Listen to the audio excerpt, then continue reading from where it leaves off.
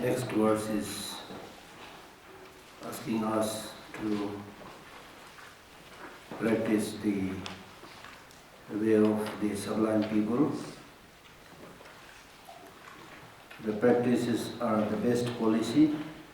It is through them that the world is pleased. Neither here nor in the future is one cheated by a world that has been pleased. So, the practices means, actually it says the Dharma. Dharma here means the practices for achieving higher state. So these practices for achieving higher state is the sublime practice even for the kings. Because it is through these sublime practices that you can control the world and you can also please the worldly beings. And if the worldly beings are pleased, then it will not deceive you and also not deceive others. So therefore this is a sublime practice. And the next verse is asking you not to rely on bad scriptures, bad treatises. If you are a serious practitioner, then it's also encouraged not to read, meaningless books, like books on war, sex, cheating, stealing. And there are so many books. When it comes to the scriptures, there are 9 kinds of scriptures explained in the ancient text. One is called meaningless text. It may be entertaining, but really not much meaning. They make meaningless text. Meaningless text means in ancient times it is said there is a text written by somebody which examines whether the crow has teeth or not. Crow has teeth or not. There's no limit to craziness. So many people write up so many things. So that's meaningless text. Then wrong scripture. Wrong scripture means scriptures which explains about how to marry with your mother. Such wrong scriptures prevailed even in ancient times. Third is meaningful teaching, which is the teaching of the Buddha. Then next batch is Tutu means texts which are primarily for listening, not for practice, only for listening. Then second is texts which are only for argument, for debating. And the next is teachings for practice. That's the Buddhist teaching. Then there can be one category of scriptures which is composed out of manipulative cunningness, deceitfulness, and another set of scriptures which is totally devoid of any love and compassion. And then the last teaching is called teaching which is targeted to removing sufferings of sentient beings, which is the Buddhist teaching. So out of these 9 kinds of scriptures, 3 are to be adopted, 6 are to be discarded. That is what's said in the ancient text. So here also says that do not rely on wrong scriptures, wrong composition, wrong texts. The world is displeased by the policies of non-practice. By the policies of non-practice, due to the displeasure of the world, one is not pleased here or in the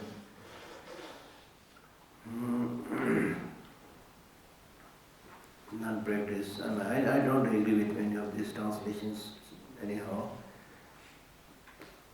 But the text basically is saying, because this is addressed to the king, he is telling the king, do not rely on bad systems and teachings which advocate violence, so irreligious practices. Because if you follow such scriptures or texts, then this will bring unhappiness in the mind of the people, and because of their displeasure, there will be lack of happiness in this life and in the future lives. Therefore, such bad systems should be avoided. So whatever be the case, like in my own case, I'm not so fond of reading fictional books. I used to read some fictional books, like the book by Graham Jones or something, a very famous novel. I used to read some of these. Then in Hindi I used to read some novels also. I used to read one of the famous Hindi writer, what was his name? The one who was born in Lucknow. Yeah, his name I don't know here. Premchand, yes, I used to read. I read several of his novels, you know. So these days I have no time and also don't read. I mean, you can learn few things there also, but if you are, you know, totally focused in doing spiritual practice, then you have no time to waste for many unnecessary things. And also in today's world, I mean, books are just countless. Some of them are written by intelligent people. They are really good, really good. I read many of those books even today, you know. But you should be a little bit selective, not to waste your time. Yeah. If you read, somebody says that if you read a book and you did not get anything in the first chapter, the second chapter, still if you read, that means you are stupid. You are not going to get anything. So there is no need to read a book from cover to cover, you know. Right?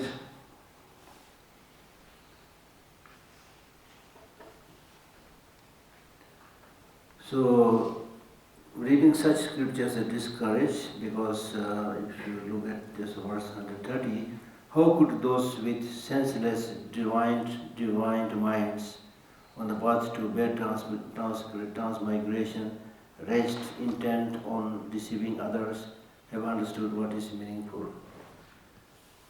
So that means if you follow those bad systems which does not fulfill the wishes of the practitioner, and then this is really going into the path of the negative existence, and so you will end up just deceiving others, and the result will be countless set of negative experiences. Your mind will also get corrupted. This is called corruption of wisdom. You may be a highly intelligent person. If you read the wrong book, then your wisdom will be corrupted. So if you lead such life, then how can you fulfill the purposes of others? It will only end up harming others. So don't read such books, that's what he's saying. How could those intent on deceiving others be persons of Dharma, persons of system or policy? Through it, they themselves will be cheated in many thousands of births. If you follow that bad system, and so that system of the king, that manner of ruling the kingdom, who follows such bad system, it's only cheating oneself, not only in this life but for many lives to come. So such a system is definitely not a good system. And if you follow such a system, then this will, destroy you for many thousands of years. And the next question is, then what are the good religious system? Even if you seek to harm an enemy, you should remove your own defects and cultivate good qualities. Through that you will help yourself and the enemy will be displeased. So I like this verse, this kind of verses very much. So it's saying that even if there is a need for you to harm your enemy, the way to harm your enemy is that you yourself make sure that you are without any defect, any fault. And as much as possible cultivate positive qualities. With such way of life, such action, it will benefit you. And because of this good way of life, and the enemy will also not become very unhappy, right? So this is the thing. This is something. There is another verse by Nagarjuna in another text, which I really quote repeatedly and tell my Tibetan friends and Tibetan youths when it comes to opposing the Chinese wrongdoing. There is a verse which says, if you want to overpower the enemy, you should upgrade your qualities, your education. Harmful intention will do no good. It will only harm you and not the enemy. See, this is really, really good teaching. Like, it's the ordinary way, you say all the nasty things against the enemy, you raise slogans, do marches, things like that. But then after that, nothing, you don't pay attention to preserving your language, you don't pay attention to preserving your culture, don't try to get good modern education. How can you fight the enemy? So that's why if you want to really overpower the enemy, you should upgrade yourself, raise yourself with knowledge and education. Nusen ngebe chishikja, what is use of harmful intention?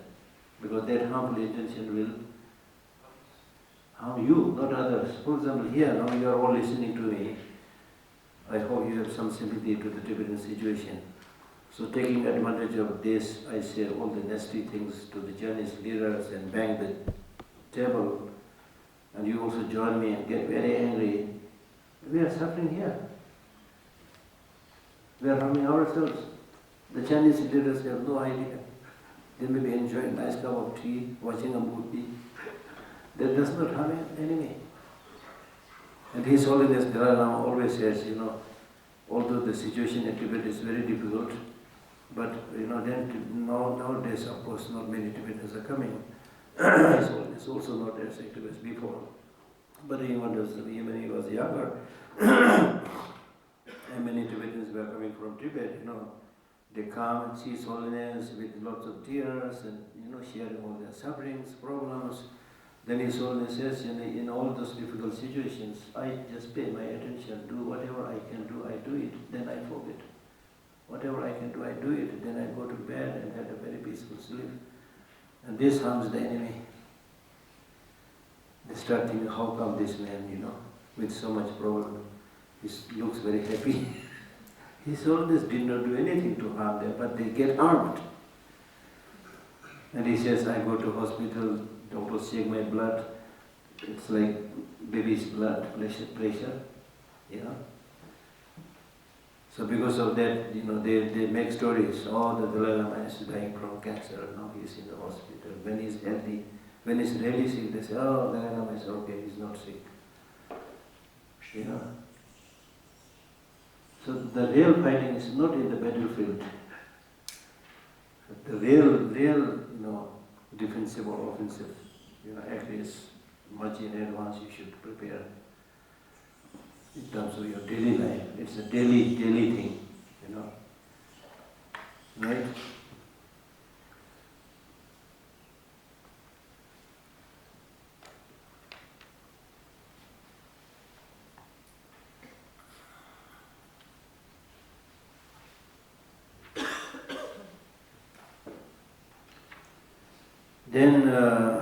Then training in the 4 ways of collecting the students, 4 ways of attracting the students. You should cause the assembling of the religious and the worldly through giving, speaking pleasantly, purposeful behavior and concordant behavior. So that means you should cause the assembling of the religious and the worldly. That means if you want to attract people, attract followers, attract gather or attract people, then you should do these four ways of collecting disciples. One is first giving, not Dharma teaching. You should not just stop, really help, go out and help them, whatever it is. Then they will become very close to you. And when they come very close to you, then speaking pleasantly means not singing a song, but giving teaching, which is the most sweet, pleasant thing. Show them what to do, what not to do, help them, not only material things, but process of thinking. Teach them. Then purposeful behavior means then you should tell them, okay, now I taught you what to do, what not to do. You should live in accordance with what I taught. You should lead purposeful behavior. Now, having said that, you should yourself lead a concordant behavior. Means behavior similar to what you have been asking the student to do. Otherwise, the student will say, or students will say, well, this is what my teacher said. Look, he said, don't eat meat. See, he's enjoying momo. Right? So nobody will listen to you. So this is ways of attracting people. You know.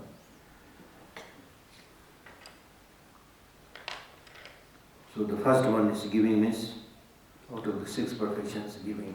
You know, giving, as I told you, when it comes to giving, you should know what to give, what not to give, when to give, how to give. You should know all this. If it is beneficial, you can even give poison. If it's not beneficial, don't even give medicine. Okay.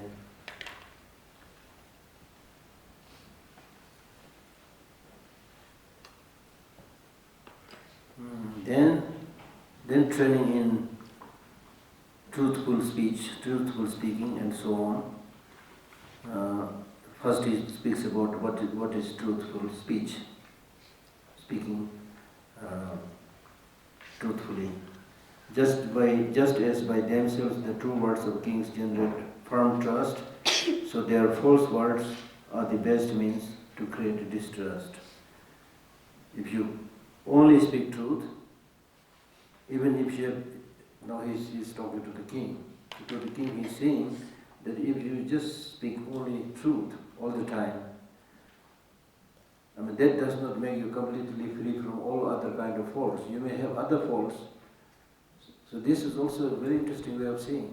If you do one thing properly, you may have many other faults, but this, having done this one thing properly, you will get a lot of respect and many people get benefit. Just by speaking truthfully, or you the king who may have many other faults, but because of this total, truth in one speech, people will trust you in this life, and this is also the best way, so that people don't trust people who speak falsely. So their false words are the best means to create distrust.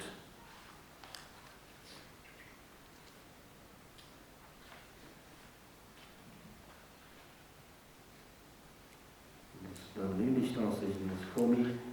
My English is not good, maybe because of that, but this is not easy to understand. So their false words are the best means to create distrust. That means in the first 2 lines it's saying if you speak just the truth, then this will generate firm truth. And this will also help, this is also the best means not to believe false words which is spoken by others. So that's what he's saying.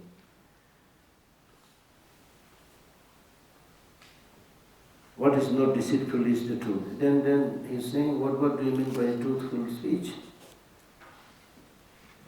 What is not deceitful is the truth. It is not an intentional fabrication.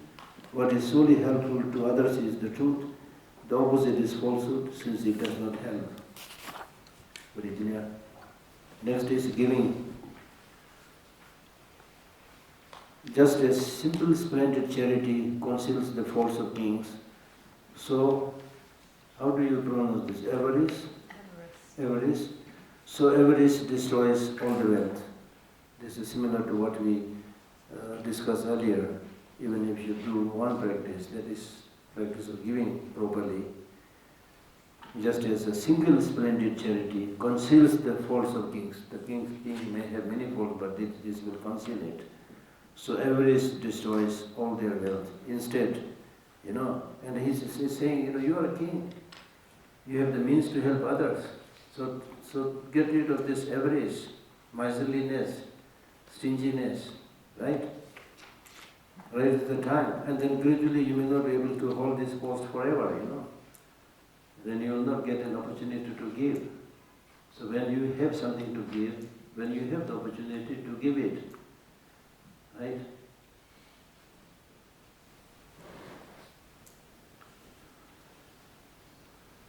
Then next is talking about peace, total peace. In peace there is profundity. From profundity the highest respect arises. From respect comes influence and comment. Therefore observe peace. So peace here means give up, agitation, excitement, letting your senses out of control. Don't do this. You restrain your senses, but it is by restraining your senses there will be total peace. So that is, as I said, I don't agree very well with the English translation. So what he's saying is, on the one hand, he's saying, restrain your senses. That will give you total peace. So restraining senses is not enough. Second thing you need to do is that your thought should also be profound, so that people will not be able to figure out what thought is really going on in the mind of the king. And because of this way of thinking and restraint on the senses, people will naturally respect you. And then you will become a majestic king. And then whatever you say will be followed by others. So therefore, maintain peace. Maintain peace. At the time of the Buddha, the king Bibhisara, whenever he had a problem in the kingdom, he used to go to see Buddha. And he always feels that when I am at the foot of the Buddha, it's really like sitting at the foot of a big shady tree which just gives peace, and all my troubles and problems vanishes. Some years back I met one businessman from Mumbai.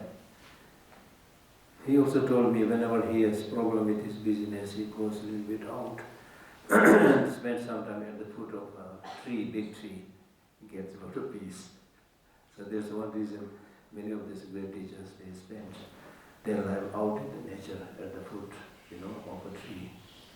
The Buddha was born under a tree, meditated and achieved enlightenment under a tree, and he passed away under a tree. This way how closely he lived with the nature. And he left his beautiful kingdom. To the ordinary parlance, he is stupid, He has everything at his disposal. So he left all this behind and goes into solitude. Right?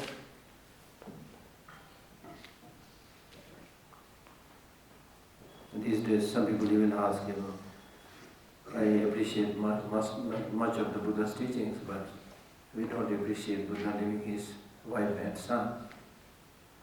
He did not leave his wife and son like that, He went out so that he find true source of peace for all sentient beings, including his wife and son. Right? His wife, Yashodhara, said to be a very kind lady, social worker. And Buddha always admired and respected. Yashodhara is so kind, such a kind lady, such a good social worker. But he at the same time expressed his concern. Your social work is so good, very good, but this will not take you to enlightenment in nirvana. Mind you, this thing, just doing good is good, but if you really want to get out of samsara, then just doing a little bit of good here and there will not lead to that unless you remove the internal afflictive emotions.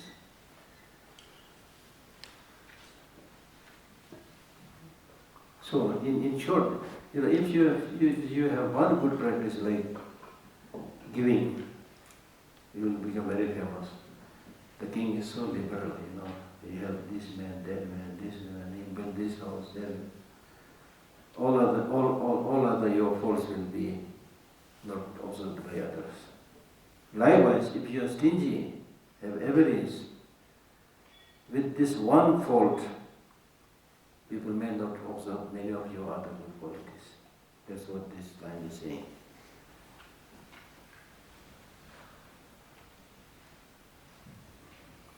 Just as a simple splendid charity conceals the faults of kings, so avarice destroys all their wealth. Wealth here means wealth of qualities.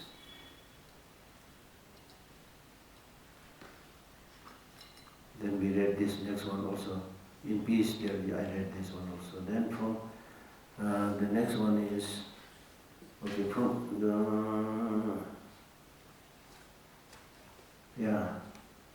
I was digressing from here. In peace there is profundity. Peace means peace of restraining the senses. Profundity is the depth of the mind. From a deep contemplative mind, and with having restrained the senses, naturally respect will come. From respect, then naturally you are able to influence others and control and command others. Therefore, observe peace. Right? In order to preach peace, first you should be at peace. In the case of family members also, if the parents are in peace, the child will follow that. If the parents are like fighting, then teach children to be at peace. It's impossible. Next is asking you to train in good wisdom. From wisdom, one has a mind unshakable, non-reliance on others, firmness, and is not deceived. Therefore, O King, be intent on wisdom. So if you have that wisdom by which you are able to know what is to adopt and what is to give up, from wisdom one has a mind unshakable, meaning that if you have that wisdom by which you are able to judge by yourself what is to be adopted, what is to be given up, then other people will not be able to shake your mind.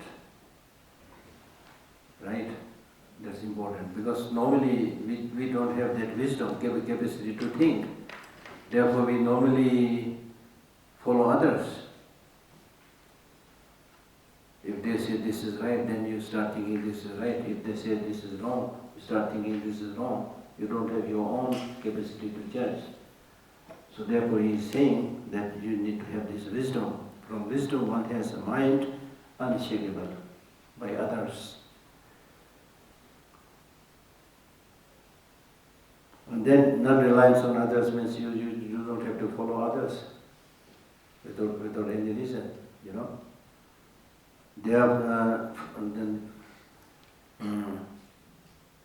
Therefore your mind will be firmness, and is not deceived. Meaning you will not be deceived by bad people, by their way of life.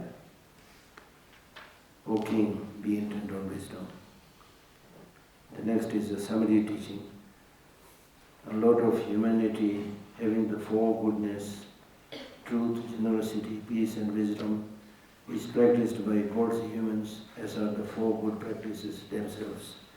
So truthfulness, giving, total peace and wisdom, as we discussed. These four good practices, if these four good practices they are with the king, then both the humans and divines will praise you.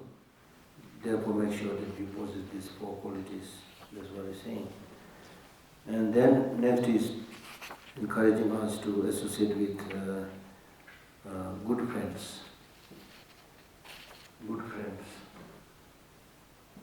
in whose reliance you are able to multiply your positive deeds. It's very important. Because we are very, very ordinary people. If you associate with the wrong people, you will pick up those bad habits. If you associate with good people, you will pick up those good habits. So how can you judge who is who? So he's now going to explain the special qualities of friend. Like someone who practices the whole practices. Like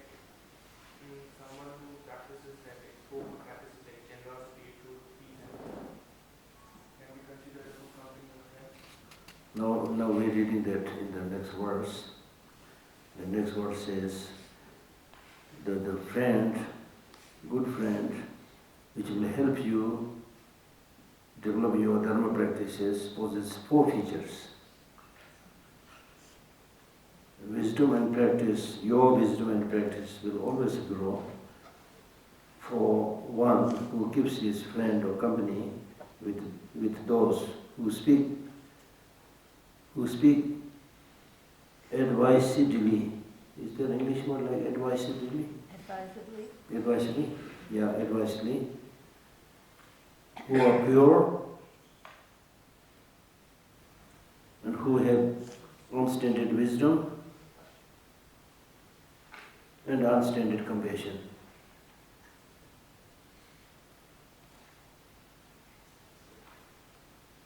Four qualities. Speak advisedly means that your friend should be such.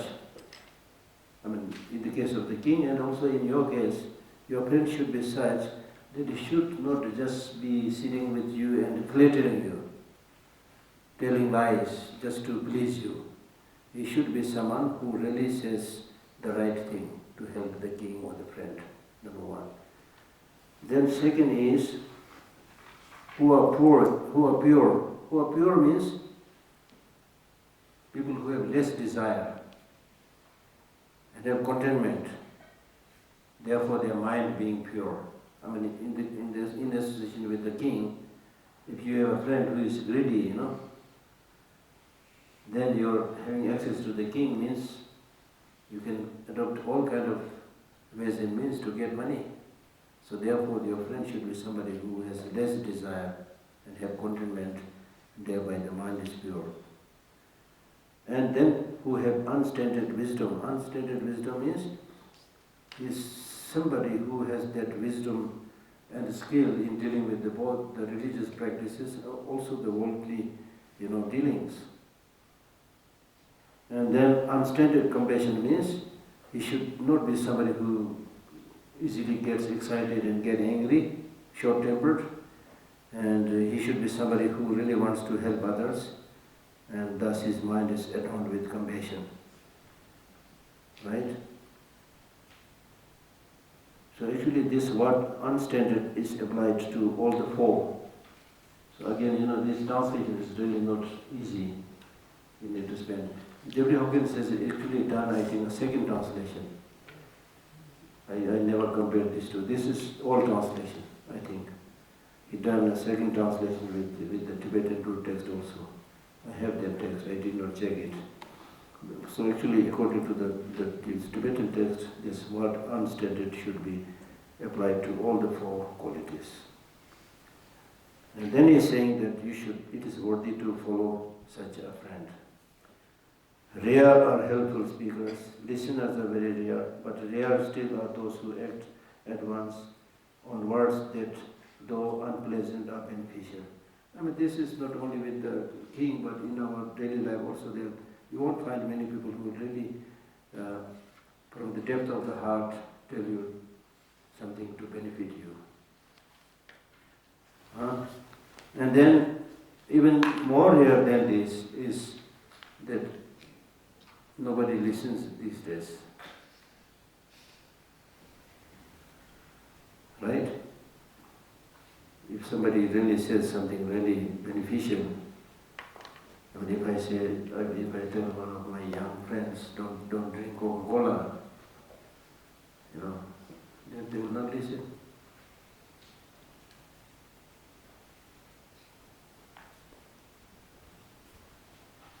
So what he's really saying is, even if the word used is very unpleasant, if it is beneficial, you should listen to it. Because these days you won't find many people who will say something that's beneficial to you. And then listening to that beneficial word is even more rare. And even more rare than that is those people who knows that this word is unpleasant but it is beneficial, therefore I follow it. That's even more rare.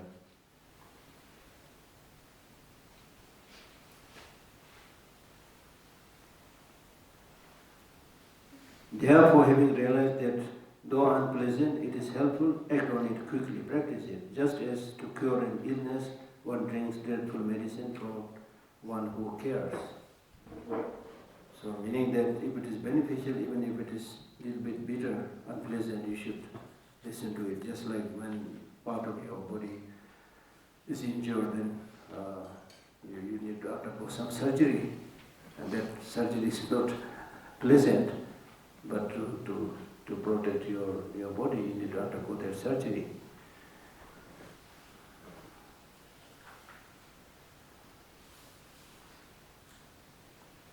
And then he's saying, as we started, you should meditate on impermanence every day. That's what he's saying in the next line. Always considering impermanence of life, health and dominion. You thereby will make intense effort solely at the practice. So this is very important for all of us. But for the king, he's saying that, okay, you are king now, people respect you, you have the whole kingdom, lot of facilities, but you should realize that that things are impermanent. So whether you have many enemies that will destroy your life, that will destroy your health, and even otherwise some other enemies. So you should realize that you are impermanent, your kingdom is impermanent. You should always think about that and repeatedly remember, recollect impermanence, death, and that will inspire you to make effort. And you should indeed make effort solely on Dharma practice. That's what he's saying. The next is how to give up, abandon the causes for negative existence.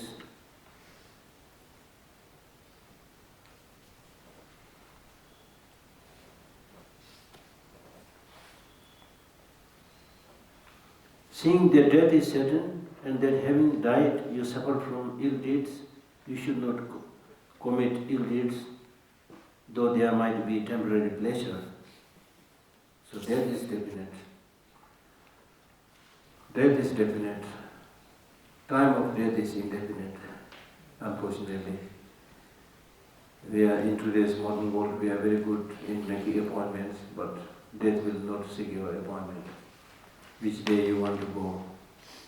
Never say. Right?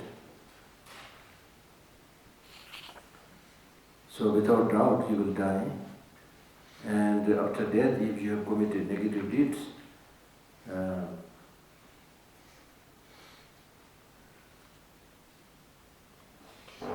then if you are born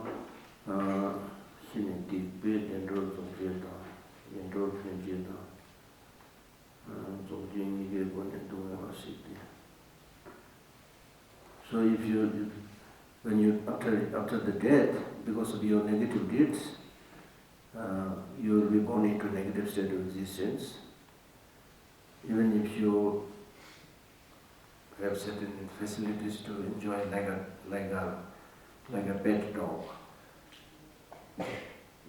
dog. The cause for the birth of that, the projecting cause we call it. The projecting cause for that life of a dog is negative karma. So therefore you are born as a dog. But the completing karma may be a positive karma. Because of that you are born as a pet dog. And you have enough food and nice place to stay, things like that. So therefore, do not commit negative deeds, even if temporarily it looks good. Okay? Though there might be temporary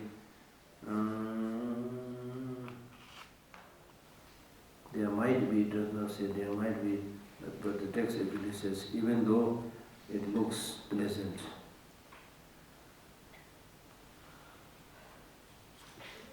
So by this you should also understand that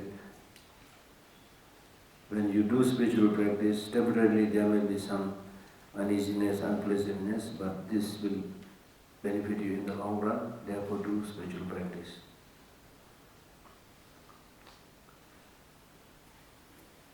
Sometimes no horror is seen, and sometimes it is.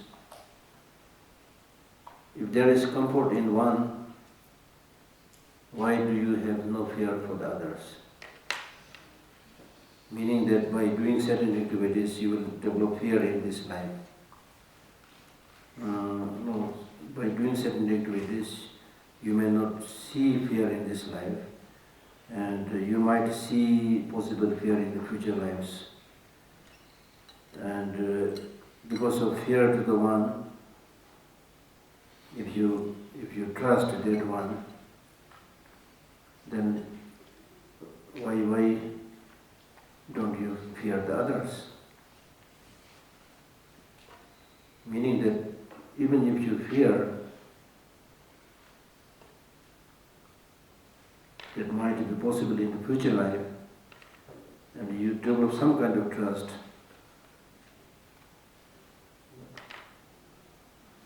and if you are able to see fear, then why don't you develop fear? If you develop some kind of fear, even in the cases where you don't see the fear, like for example, I may be born in a hell realm, you develop some fear which you don't see right now. There's a possibility. If that is the case, then why don't you fear the fear that you experience in this very life?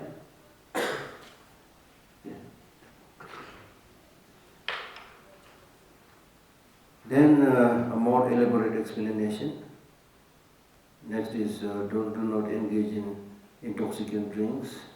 Intoxicants lead to worldly scorn, number one. Okay?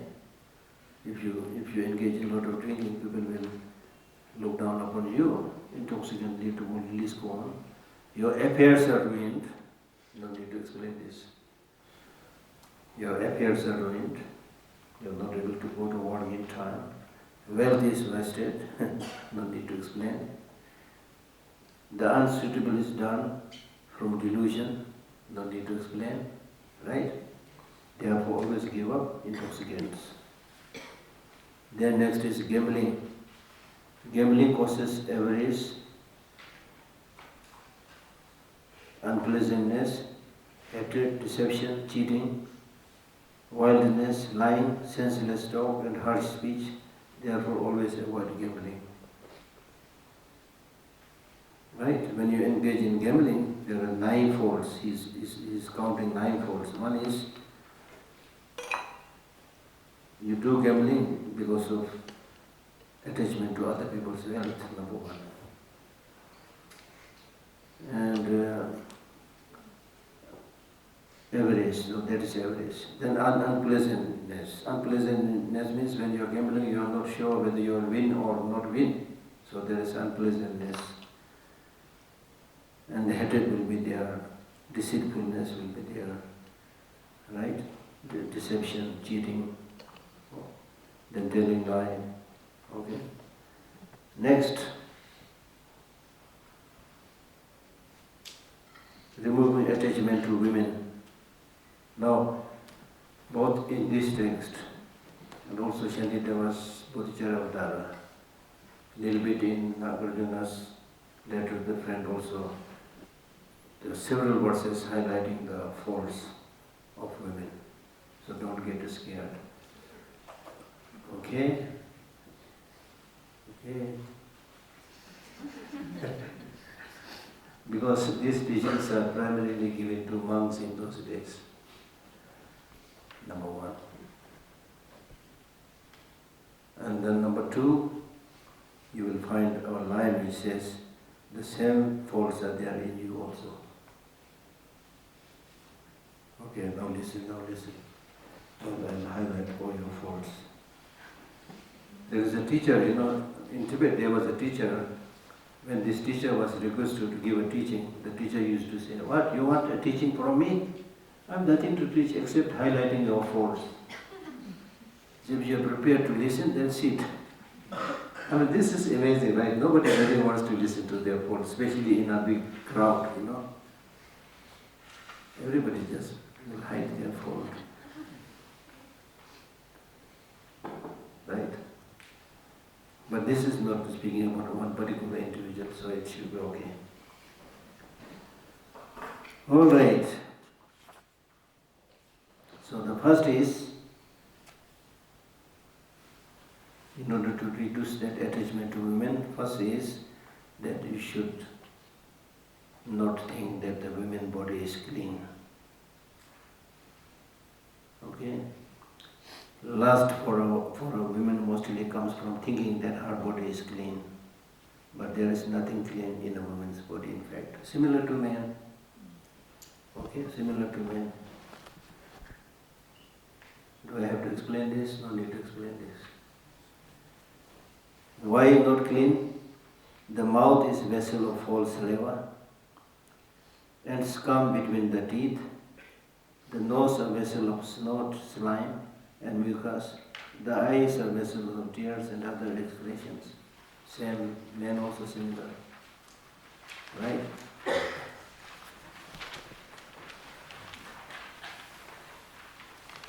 The abdomen and the chest is a vessel of feces, urine, lungs, liver and so forth. Those who through obscuration do not see a woman this way lust for a body. Because people don't see this, therefore they have attachment. If you see this, there will be less attachment. Just as some fools desire an ornamented pot filled with what is unclean, so ignorant, obscure, worldly beings desire women. But they're similar, not only women, but, as I mentioned earlier, appearance and reality. Appearance is deceptive in every field. Things look nice, beautiful, but when the reality is different. But this is not to say women are bad or men are bad, anything like that. But this is really understanding the reality so that you are able to reduce and remove unnecessary attachment. Because attachment brings a lot of problem. Okay? If the world is greatly attached even to this ever so smelly body, unclean body, which is true, otherwise why should we have to wash our body again and again? Right? Which should cause loss of attachment, how can it be led to freedom from desire? Just as pigs are greatly attached to a site of excrement, urine and vomit, so some lustful ones desire a site of excrement, urine and vomit. The city of a body with protruding holes from which impurities emerge is called an object of pleasure by beings who are stupid. Once you yourself know this one is, so this is the worst. Now he's talking to the kings, having highlighted the faults of women, he says, once you yourself have seen the impurities of excrement, urine and so forth, how could you have been attracted to a body come out of those?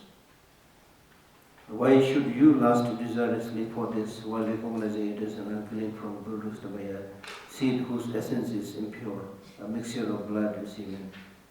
One who lies on this impure mass covered by skin and moistened with those fluids merely lies on top of a woman's bladder. If whether beautiful or ugly, whether old or young, all female bodies are unclean. From what attributes does your lust arise?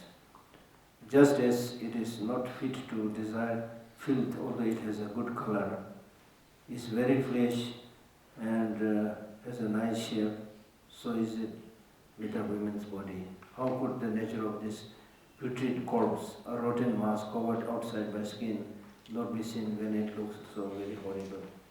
The skin is not foul, it is like a garment, like a hide or a mass of impurities. How could it be clean? A pot, though beautiful outside, is reviled when filled with impurities. Why is the body filled with impurities and foul by nature, not reviled? If you revile against impurities, why not against this body, which befalls clean sense? It's not, the body itself is not only not clean, but when you touch something, that whatever you touch also becomes unclean, which befalls clean sense, garlands, food and drink. Just as one's own or others' impurities are reviled, why not revile against one's own and others' unclean bodies? Since your own body is unclean as a woman's, it is not suitable to part from desire for self-better. So this is another line saying that since your own body is unclean as a woman, similar. If you yourself wash this body, dripping from the 9 wounds and still do not think it is clean, what use is religious instruction for you? Whoever composed, then he says that because of this stupidness, people even write beautiful poetries praising the women's body and things like that. Whosoever composes poetry with metaphors elevating this body, oh how shameless, oh how stupid, oh how embarrassing before wise beings. So they say, oh, these women really so beautiful, like a moon, things like that. It's the same stupidity. Moreover, these sentient beings, obscured by the darkness of ignorance, quarrel, not only they quarrel over what they desire, like dogs for the sake of some dirty thing. There is pleasure when a sword is scratched, but to be without sword is more pleasurable still, just so there are pleasures in worldly desires, but to be without desire is more pleasurable still. If you analyze thus, even though you do not achieve freedom from desire, because your desire has lessened, you will not last forever. To hunt game is horrible, cause of short life, fear, suffering, and hell.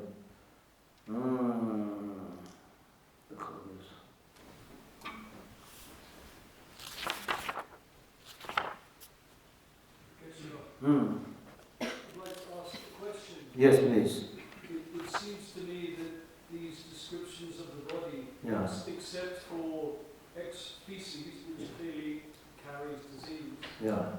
it seems to me that there's nothing inherently filthy about or impure about the liver, or blood, or mucus. So I don't understand how these descriptions of the body are not... I don't know, they may have some differences. I don't know, there may be some differences in the culture, but otherwise, if you see blood, or you see milk, which one you would feel more? What year did Nagarjuna put these together? What year? 400 years after Buddha.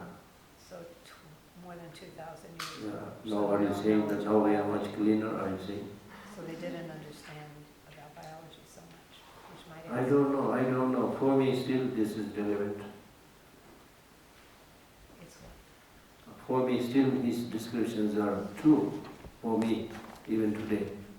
Like for example the mucus, you say mucus dirty, what comes from your mouth? Right. Saliva clean? I don't know. Many people, this is what is saying. People who are stupid, they think saliva coming from women is... I thought he was asking about, these are body functions to purify your body. Like if you get a cold and you have mucus, it's to expel all that. Yeah. What you were asking about? Well, what I was meaning was No, that something like a liver is mentioned in the text. Purified, I don't see right. how a liver can be inherently filthy. No, he never says the word inherently. Here he's talking about conventionally, not inherently. I mean, what he's saying is, in some cases he said unclean, in other cases he did not say unclean. He said, what is there to develop so much lust attachment? Like, for example, what you will find is the liver, kidney, whatever. Is these objects worthy of lust and attachment? That is what he's saying. He's not saying unclean or clean. In general, he said, in some occasions he said unclean, but in other cases he did. I don't think he said unclean. Anyway, I'm not Nagarjuna. I'm going to read this for you and leave it to you to digest. But Geshe, it was relevant to you, right? That's why we asked the question. Yeah. Because it was relevant to you. Yeah, for me this is still correct. But you spend time, read slowly, Unfortunately, the question is, I can't answer all the questions. Unfortunately, even in the Tibetan text, there are really not many commentaries. Surprisingly. Very surprisingly. And this is the best commentary, but the commentary is not so detailed, But this is just a prescription. Yeah. This is just advice to like a monastic community. Yeah, yeah, but still, like for example, the questions he raised, something like that, why you call it unclean, you can expand it, things like that. But so far I saw only two commentaries. And one is a commentary by Indian scholar, which is so difficult to understand. I read it, and I nearly gave up. I mean, it's always explaining the one word here, another word here, not much explanation. But this one is by one of the foremost disciples of Tsongkhapa, Gyasabje. It's the best, And we are planning to combine these two, just the root text and publishing it very soon. But this one is like a research scholar's work, so there are so many things written up, difficult. For me, it's maybe easier if I try to relate this description of women and men in our times with the idea of emptiness.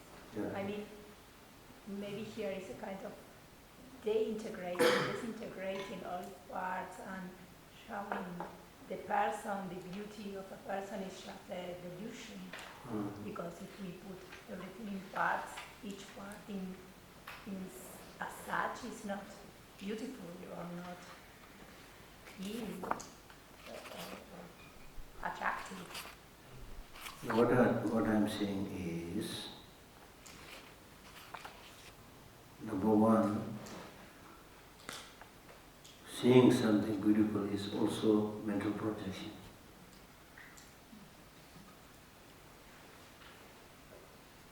So from that point of view, we can say seeing something is also mental projection. There is nothing beautiful existing from its own side. That is the general solution that we have been discussing all along. That is one solution. Another is, even conventionally speaking, when you develop attachment to a body of a man or woman, so he's saying, is this body really worthy of so much attachment, so much attention? Which part of the body? That's what he's saying. Lungs, kidney, heart, nose. I know some people will say, oh, your nose is so beautiful, So develop attachment to the nose. There are people like that. Maybe because of that he's addressing all these things. Anyway, enough. Wonder seems to be fire. In context of that emptiness conversation that just happened, in true emptiness, there is no gender or is it? I mean, there is no man or woman. So is this just in terms of lust in general and maybe not forward? Maybe because he's talking to the people saying. No, conventionally there is man and woman, there is gender. Even in emptiness? From the purview of it. Even for a person who has realized emptiness, when he looks at you and me, he'll say, oh, you're a woman, he's a man, Gender is there. Gender, of course, is there. But if you think in terms of enlightenment,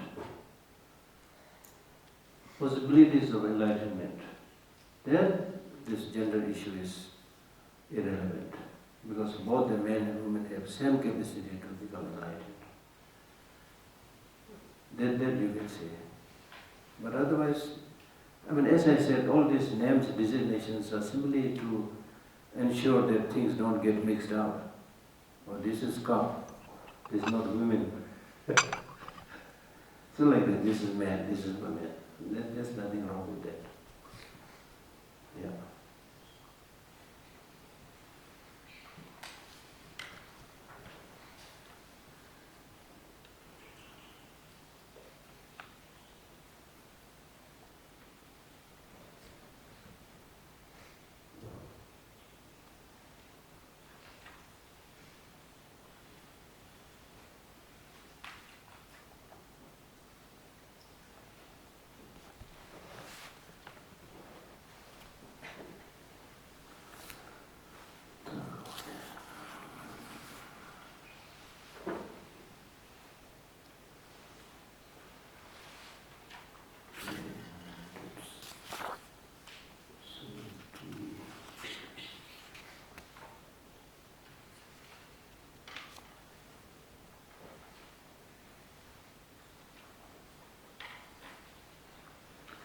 So, verse 169 is basically saying having attachment to women is source of pleasure.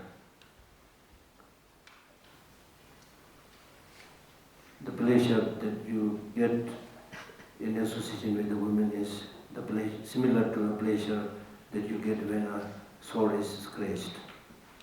It might get some temporary pleasure, but to be without sword is more pleasurable still. Just so there are pleasures in worldly desires, but to be without desires is more pleasurable still.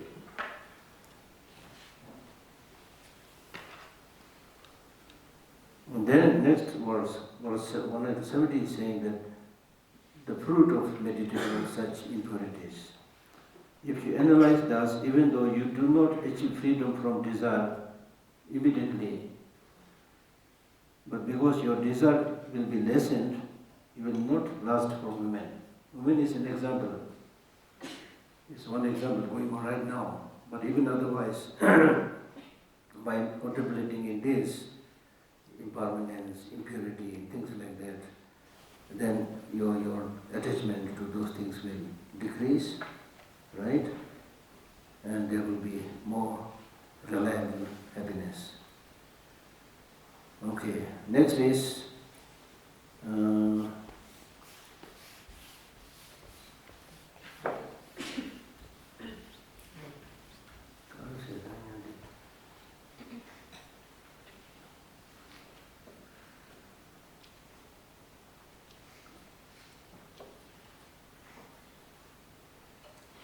so next is avoiding hunting. To hunt game is a horrible cause of short life, fear, suffering in hell. Therefore, always steadfastly keep from killing. So not to hunt and kill animals, which is related to non-killing. Because if you kill, then the result will be you will have short life, and there will be fear in this life. This is again, some people just without much reason they get fear. This may be a result of past life, having harmed others or killed others, and then of course suffering, and then hell. Therefore, always steadfastly keep from hunting and killing.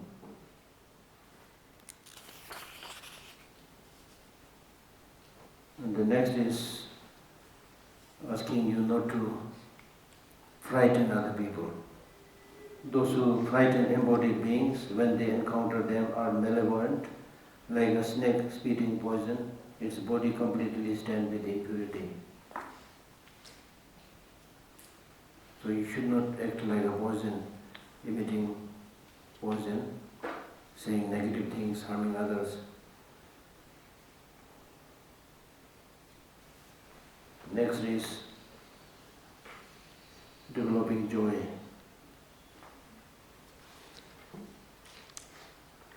Just as farmers are gladdened when a great rain cloud gathers, so those who gladden embodied beings when encountering them are beneficent. So the whole purpose of Buddhist practice is to make other people happy. That's what he's saying. Therefore, give up irreligious activities and practice Dharma, summary teaching. Thus observe the practices incessantly and abandon those counter to them if you and the world wish to attain unparalleled enlightenment.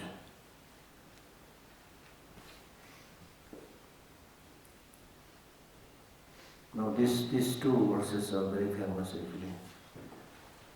Its roots are the altruistic aspiration to enlightenment, firm like the monarch of mountains, compassion reaching to all quarters, and wisdom not relying on duality. So these three are said to be the main root cause for enlightenment. Number one, bodhicitta. Altruistic aspiration means bodhicitta, the wish to become Buddha, which we should be really so that bodhicitta really should be like firm, like a Mount Meru. Then second is compassion. reaching all quarters, all-encompassing compassion. And then the third is wisdom not relying on duality. Wisdom that does not see things as having independent inherent existence.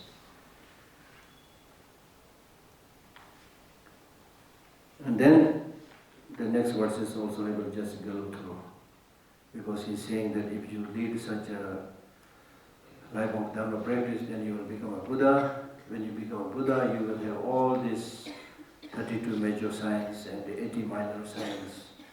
Okay, so I'll just go through it. There's not much to explain. So he's saying that you should practice the process that will give you the 32 major signs of a Buddha.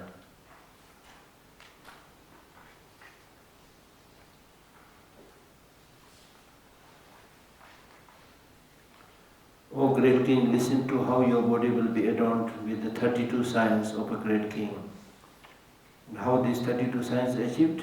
Through proper honoring of stupas, honorable beings, superiors, and the elderly, you will become a universal monarch. Your glorious hands and feet marked with a design of wheels. O king, always maintain firmly what you have vowed about the practices. You will then become a bodhisattva with feet that are very level. So this actually describes the Buddha's physical features. Feet are level. Our feet are not level, right? Yeah. We have flat feet. Yeah. Through giving, speaking pleasantly, purposeful behavior and concordant behavior, you will have hands with glorious fingers, joined by webs of light.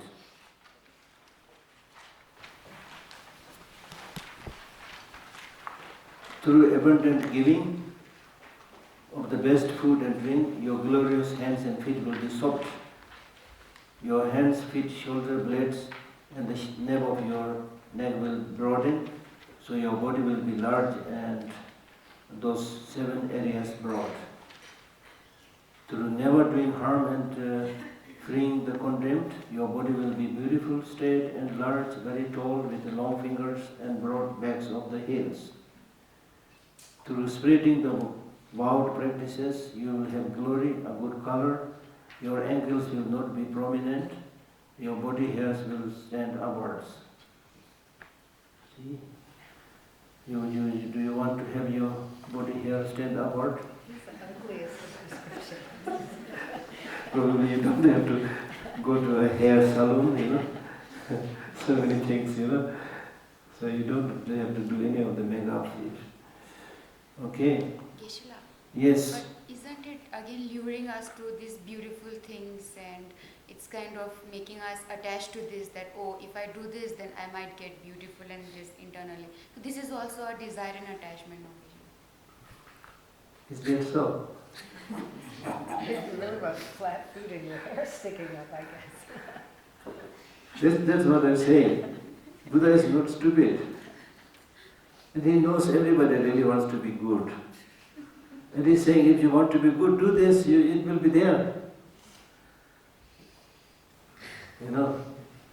He's asking us to remove desire. He's not asking us not to become, beautiful, handsome. He's not saying that. You practice Buddhism, you don't need to be handsome, don't need to be. He's not saying that. You can become the best of everything if you do this. That's what he's saying. Okay. So it's not just desire attachment. If you do this, this will be the fruit. Right? So, where the hairs will stand outward, okay? Through your zest for knowledge, the arts and so forth, and through imparting them, you will have the calves of an antelope. So, if you are really intelligent, then read all this and then try to change your body at least. Look at the calves of an antelope. A sharp mind and great wisdom. If others seek your wealth and possessions through the discipline of immediate giving, you will have broad arms and pleasant appearance and will become a leader of the world.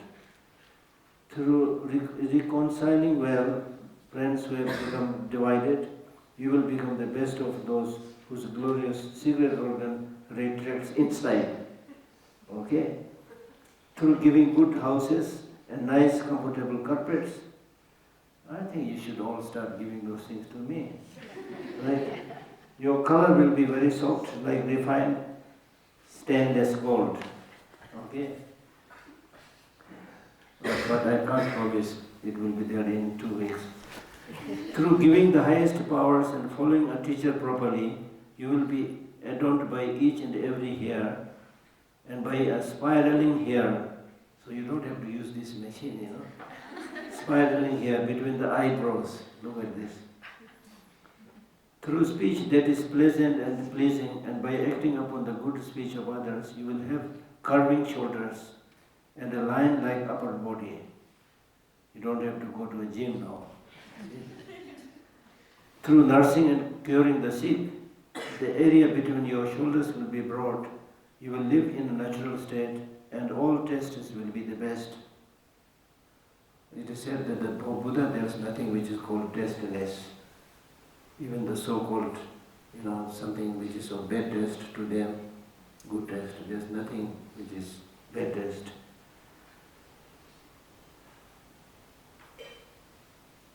Through initiating activities concordant with the practices, your crown protrusion will stand out well, and your body will be symmetrical like a banana tree.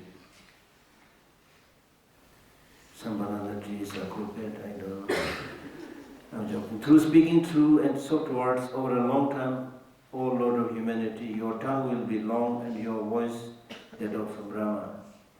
Through speaking true words always and continuously, you will have cheeks like a lion, be glorious and hard to overcome.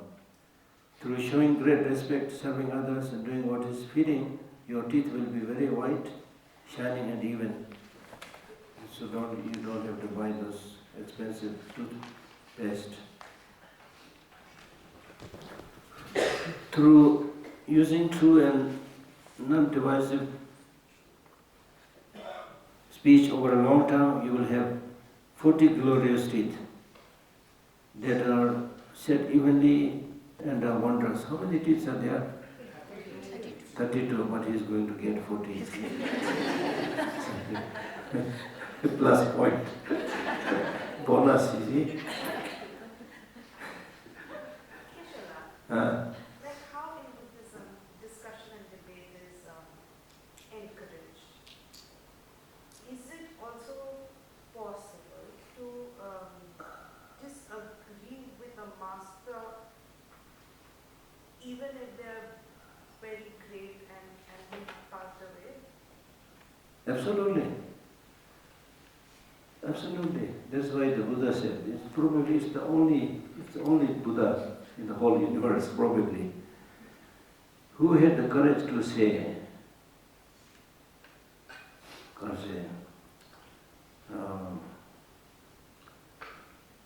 O bhikshus and wise learned men, just as the goldsmith judges the gold by cutting, rubbing and putting under the fire, similarly, well judge my words and accept them, not because of trust or belief. He said, ask all the questions. Ask all the questions. If you don't agree, you have every right to follow whatever you think is best. So that's why I read one article somewhere sometime back, which says, Buddha is the greatest scientist. The reason that he wrote in that article was because there are many great scientists have come, but it's only the Buddha who taught a path which will completely eradicate the root of ignorance, the root of suffering, ignorance. No scientist ever even approached to that side, you see. Right? So you can always ask questions, and especially now the Buddha program is very special. I mean, as you said, the great teachers. Number one, who is the great teacher? That itself is caution, People say somebody is great.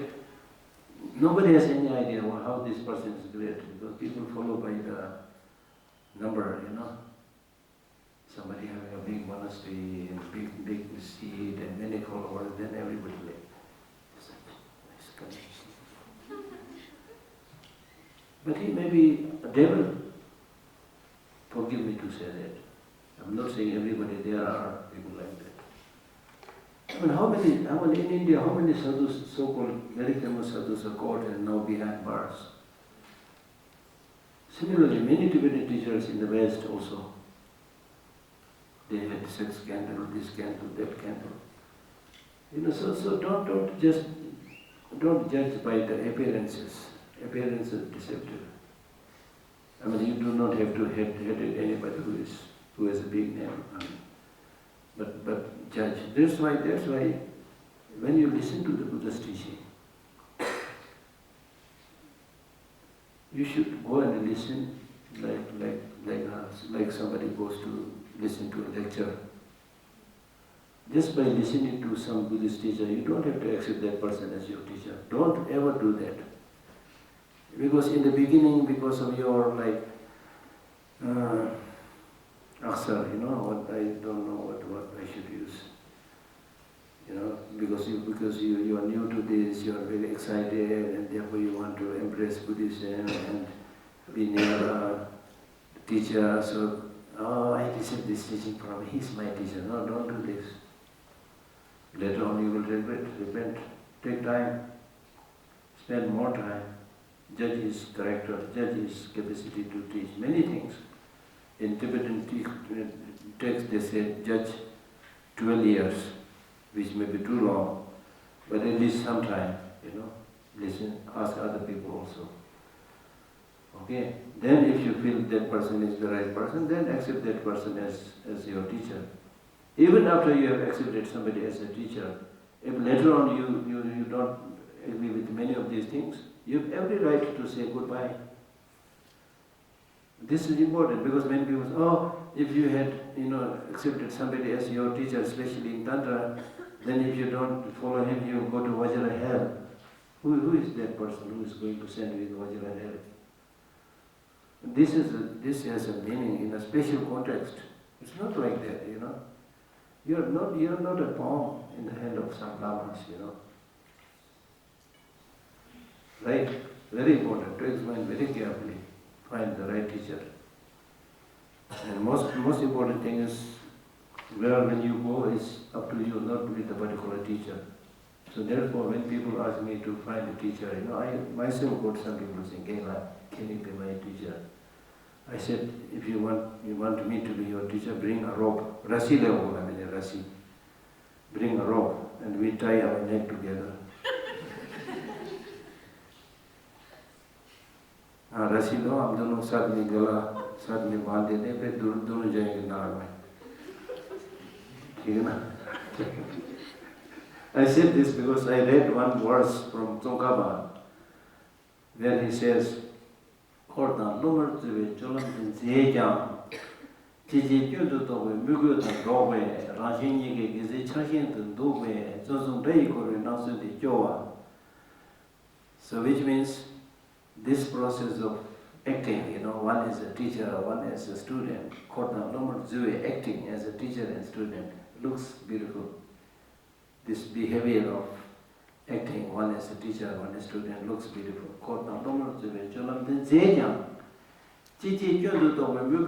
The problem is when you live together, each of these two are finding each other's fault, digging each other's fault. So you're really in association with an unruly person. So how can you have happiness with that kind of association? And this will lead to the ruination of all the good things that you do and all the good things that the Lama do, whatever, It will lead to mutual destruction. So then he said, alas, this way of living, which is really like being in a prison, guarded by the prisoners who are none other than your enemy. Does that make sense? All the teachings say that the best way for you to achieve enlightenment is to have a teacher. Right teacher, so yes. Tess is saying Good you're teacher. going to end up hating each other and looking for each other's faults, so don't have a teacher. Yes. where's bodhicitta? Where's knowing someone could be in human form, but still, a teacher? I mean, that doesn't make sense to me. Why are you always Everything that we are saying doesn't have to make sense to you. No, that's true. So you follow your way. But with due respect, what I'm saying is, I'm not saying don't follow bodhicitta, I'm not saying all the teachers bad, but all I'm saying is be careful. It's not easy in any human relationship, be it the relationship with the husband and wife, be it with the relation with the teacher and the student, the father and mother, you know the story. I don't have to explain, It's a rough ride. So be careful, that's all I'm saying. Because this spiritual relationship is much more important than ordinary relationship. Therefore you have to be careful. This quotation is again not from me. It is from, not from sorry, it's from 7th Dalai Lama. 7th Dalai Lama. Right? So all I'm saying is not saying that you don't have a teacher. All I'm saying is check carefully. When in marriage also you have to check carefully. When you buy a horse or a yacht, you have to check carefully. The great, scholar Sajid Pandita, he says, it's funny that even when people buy horses and yacht, they check very carefully. But when it comes to seeking a teacher, they don't even check. They immediately rush and say, oh, it's my teacher. So that's all I'm saying. Okay? Next is,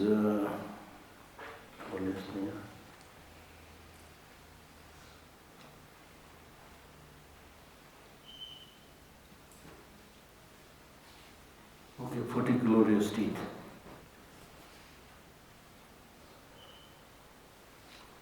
Through viewing beings with love and without desire, hatred or delusion, your eyes will be bright and blue with eyelashes like a bull. So check all this carefully. And you don't have to wait until you become Buddha, Go and watch the eyelashes of a bull and try to come up with one. Get contacts. Blue contacts. Yeah, blue contact. Eyeballs, blue with eyelashes. Your eyes will be bright and blue. This is more like what? Easterner or Westerner? Norwegian, right. Thus, in brief, know well these 32 signs of a great line of beings together with their causes. The 80 beautiful features, then 80 minor signs. From a concordant cause of love, fearing this text would be too long, I will not, O King, explain the 80 minor signs. Okay? All universal emperors are regarded as having this, but their purity, beauty, and luster cannot match even a little those of a Buddha. So, what is he saying here is,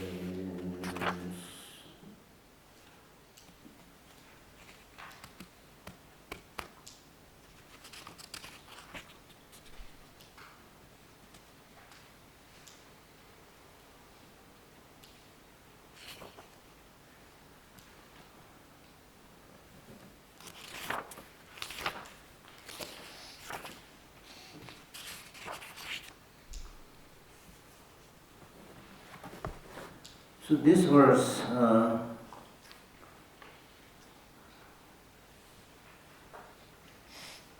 is talking about the differences of the major and minor signs of the Buddha and a universal monarch. So all universal monarchs and emperors are regarded as having this, the 32 signs and the 80 signs. But their purity, beauty and luster cannot match even a little to those of a Buddha.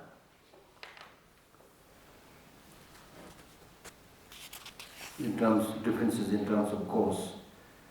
The auspicious signs and beautiful features of a universal emperor are said to arise even from the single cause of faith in the king of subduers.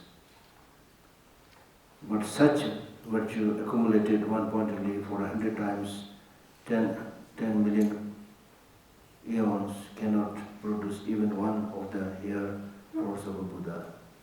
Just as the brilliance of the sun is slightly like that of a fireflies, so the signs of Buddha are slightly like those of a universal monarch, emperor. So this finishes the second chapter. We still have 3 chapters to go.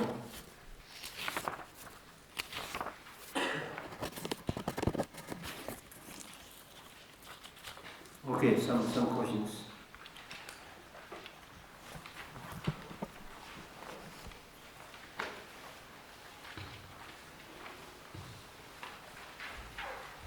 You can ask questions that are more relevant to your life, rather than the hair is rising or not.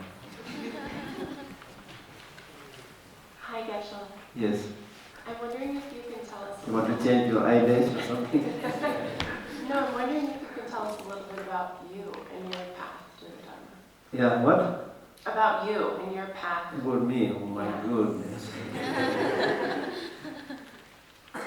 Honestly speaking, I consider myself a lucky person. I'm not intelligent, I'm not born in a rich family. Of course, we lost our country, came to exile. But when I look at my journey means not international journey, but journey that I had to take to changing circumstances, most of them turned out to be in my favor. So therefore I call myself a lucky person. And my name is Lhakdor. Lucky door, yeah. Really, I think if, I know how I went through what, all turned out to be good. I had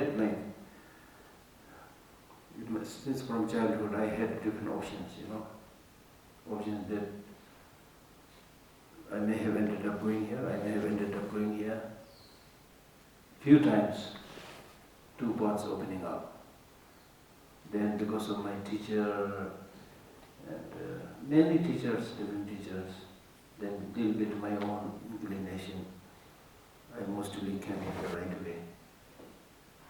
So that is my story. Right.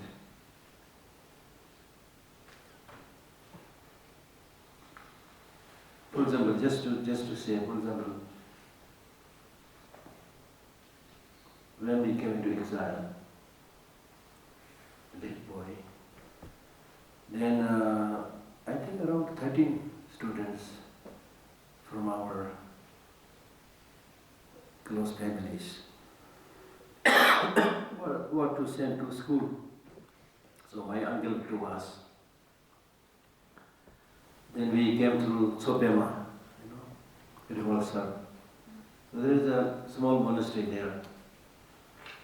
My parents used to call me monk even when I was not a monk. I don't know. So my uncle wanted me to put me there in that Sopema temple. The others, 11 or 12, they'll be sent to the school. Then I said, no, I don't want to stay here. With no other knowledge or understanding, because I will be away from these 12 other kids, Just because of that. Then now I think I did the right thing. With due respect to the monastery, if I had stayed there, the best that I could have become as maybe I'm doing some ritual, And then I may have already disrobed, I know the whole situation. So which did not happen. Then I went to school, able to study things. So my path had encountered such interesting situations. Then, I'm not going to tell you all the secrets, okay? Then when I entered the Institute of Buddhist Electrics, when I was studying there, when I finished my Persian, which is 7 years of Buddhist studies, then 2-3 of my very close friends they were saying, now we have studied so much, but are we going to get a job with this Buddhist studies? Which is a genuine concern, So they want to do teacher training to New Delhi. You were a monk. No, you were not a monk. We were all monks in the Institute of Buddhist Studies. We were all monks. So they decided to go, and they asked me whether I would like to join. I said, yes, I would like to join. So they went to our teacher, and our teacher gave him the permission to go. But when I went to him, he just scolded me like anything. I could not go, see? Like that.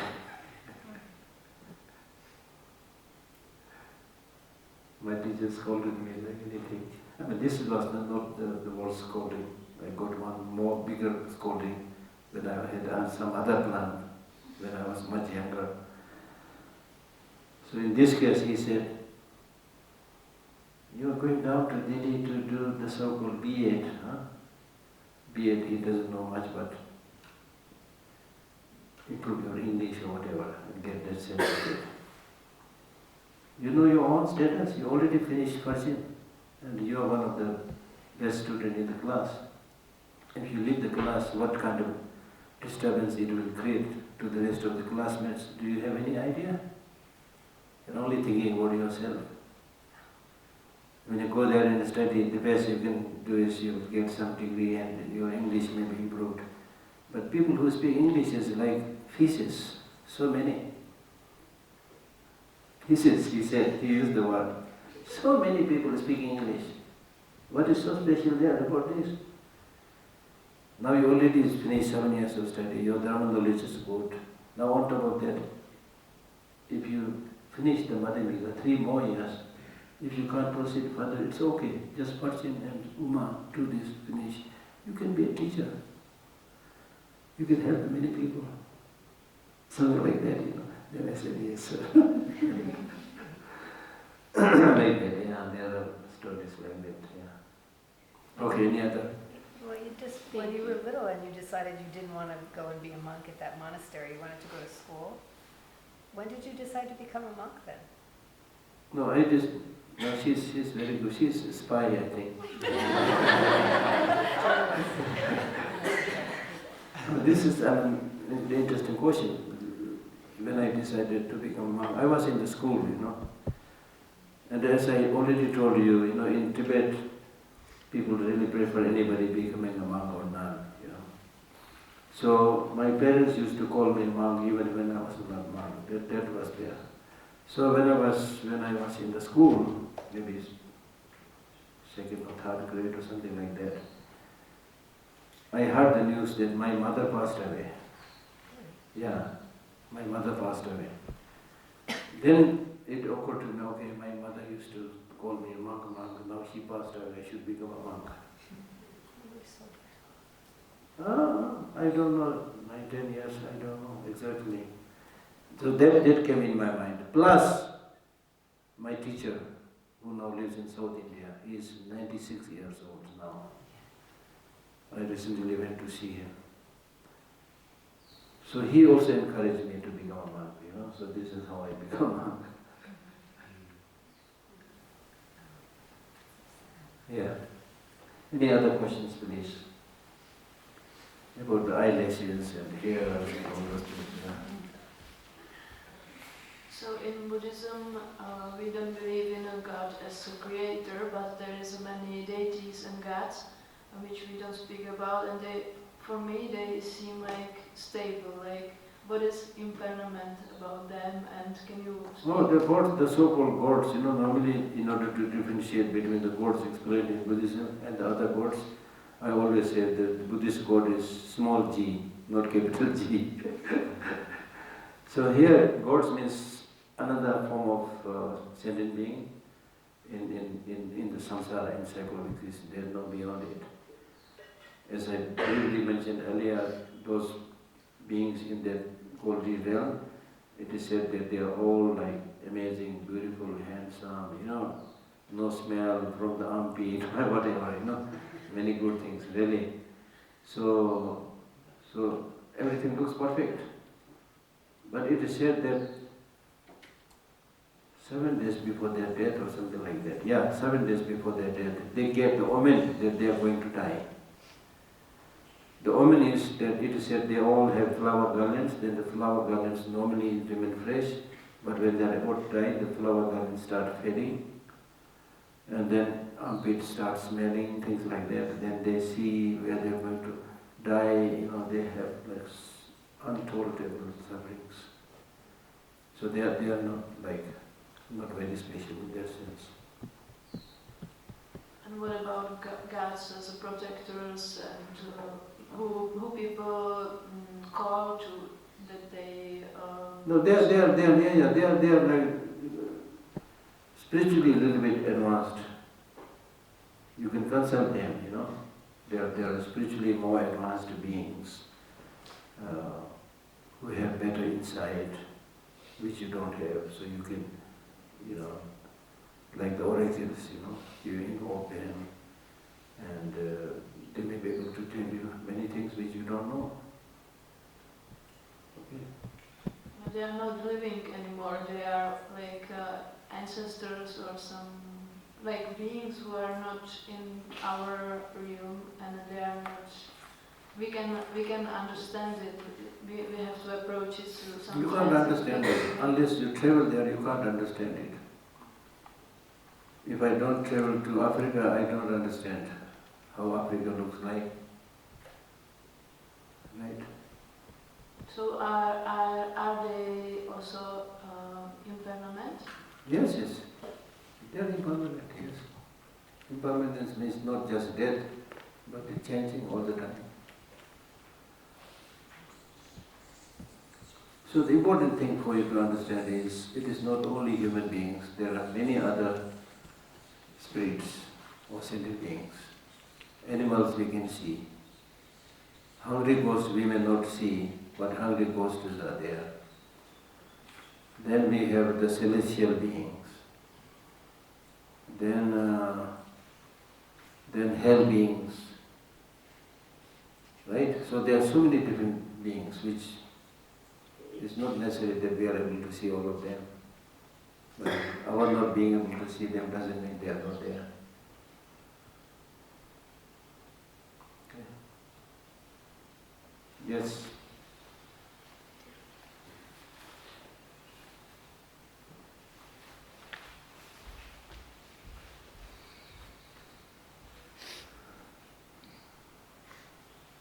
I wanted to ask you about pride. It is considered a form of attachment. Mm? Pride is a sort of attachment, yes? It is Pride? pride. Yeah. It is attachment, it is something. No, pride is not pride. I don't know. It's not attachment. Might come because of some attachment, but itself is not attachment. Pride means actually the word may be like arrogance, arrogance. Sometimes they use the word conceit or arrogance. Pride. So arrogance is like a negative term and pride is not in Buddhism? Pride, there is a beautiful English saying, pride goeth before a fall. Pride goeth before a fall. That means if you remain arrogant, you will fall. Because if you are arrogant, you go like this. Okay, I manage. You don't look at where you are, placing your feet, and you trip and fall. Then your arrogance will come down. This is a small example. So arrogance is really like an inflated balloon. If the balloon is totally inflated, you can't put water on it. If you put water on it, it will slip, not stay there. Similarly, if you become arrogant, you will not observe humility. And because you don't observe humility, because you are inflated, you will never, or very difficult to learn from others. You will never bend.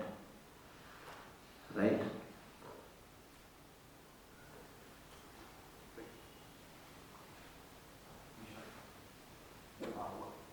Good afternoon, Geshe.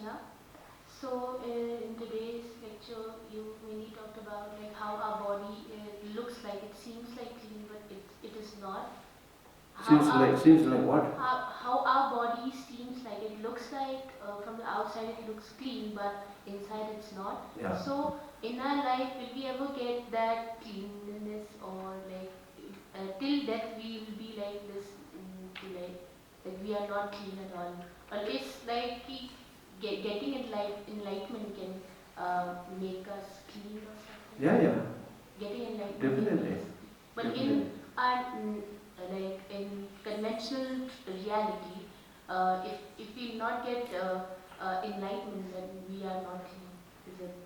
Yeah, but the point that we are making is, by saying your body is not clean, etc., etc., we are not saying you are bad, you are useless, you are worthless. We are not saying that. We are simply saying, in fact, in the Shantideva's Bodhicharya, he says, it's very difficult to find this precious human life. Very difficult to find this precious human life. So when we say this precious human life, it means a life where you have this amazing intelligence and brain, this capacity to become Buddha. So the body itself may look like unclean and fragile, but you have this capacity. So therefore there is every reason, because you have this big capacity, there is every reason you take very good care of your body. And the more you realize this uncleanliness or fragility, the more you should be able to take care. The food you eat, the lifestyle you adopt, everything will change. So don't worry about being not so clean, or something like that. At least outside you look clean, so it is good enough. Just who's going to yeah. Thank you. Mizam Lindilani Gyaveku, you are from Ladakh? You speak Tibetan a little bit? So this is from Shantideva's Bodhicharya Tara. Mizam Lindilani Gyaveku, Rinchen Trengwa, Guruvena Chanjusim Kichavalati Song. That means, having adopted this impure body, Mizam Lindilani Gyaveku, having adopted this impure body, you have the capacity to transform this impure body into the body of the Buddha, which is priceless. Therefore, you should cultivate bodhicitta in this very impure, unclean body. If you cultivate this bodhicitta, this whole system will be transformed into that of the Buddha. Right? Therefore, always cherish bodhicitta. That is what Shantideva says in the beginning of his text. Yeah. What is the difference between the term Nirvana and Sangyasubhutma, like Nirvana and enlightenment? Nirvana and enlightenment. Nirvana, Buddha has achieved Nirvana, he has also achieved enlightenment. Then there may be people who have achieved just Nirvana, not enlightenment. So Nirvana means, generally speaking, Nirvana means you achieve Nirvana when you have removed all the negative emotions with the seeds. Okay? Then you stay there. There are many people who say, it's very important to look after the well-being of all sentient beings, but it is impossible for me to look after all sentient beings. So it is good enough that I just get liberated for myself. So they achieve liberation and stay there. Then there are others who say that even this achieving Nirvana just for yourself is a problem. Because you are thinking just about yourself. So therefore, we must endeavor to become Buddha for the benefit of all sentient beings. Then you endeavor, and then not only remove attractive emotions and the seeds, and also the imprints of those seeds.